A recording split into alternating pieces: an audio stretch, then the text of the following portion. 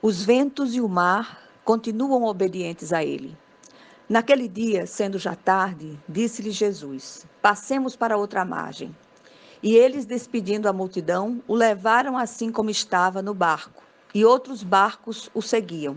Ora, levantou-se grande temporal de vento, e as ondas se arremessavam contra o barco, de modo que o mesmo já estava a encher-se de água.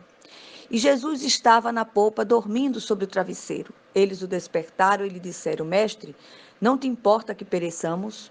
E ele, despertando, repreendeu o vento e disse ao mar: Acalma-te, emudece.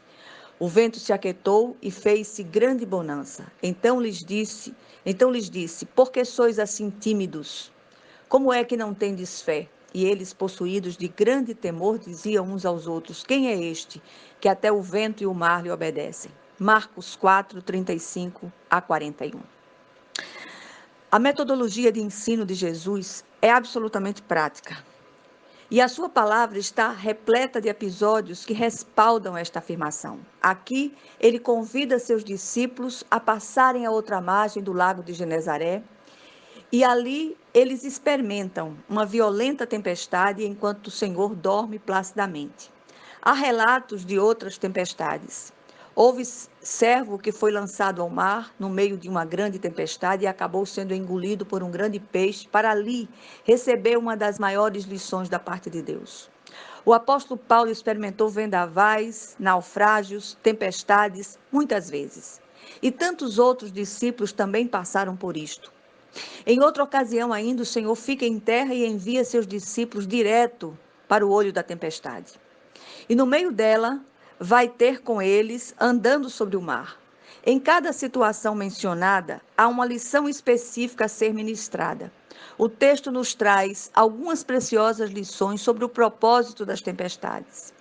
Enfrentar a tempestade é uma travessia para a maturidade e o próprio Senhor nos convida a isto.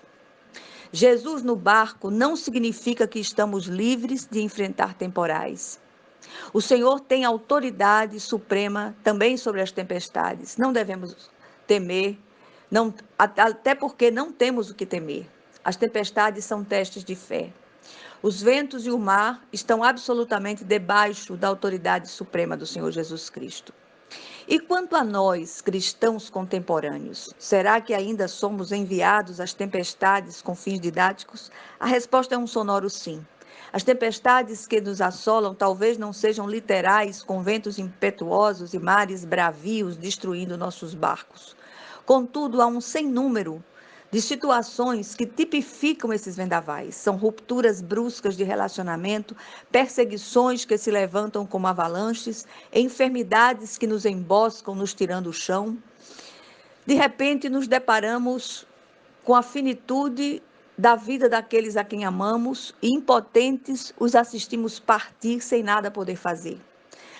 A violência estúpida e desnecessária que nos deixa acuados. Os ventos são cada vez mais furiosos na tentativa de nos fazer perecer.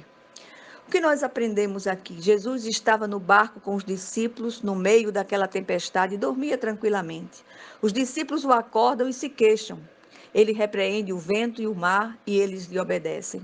Foi assim naqueles dias e é assim hoje. O Senhor termina dizendo: Então perguntou aos seus discípulos: Por que vocês estão com tanto medo? Ainda não têm fé? Eles estavam apavorados e perguntavam uns aos outros: Quem é este que até o vento e o mar lhe obedecem? O filósofo grego Epícoro disse: Os grandes navegadores devem a sua reputação aos temporais e tempestades. Não temamos, o vento e o mar continuam obedientes a ele. Que seja assim em nome de Jesus. Amém.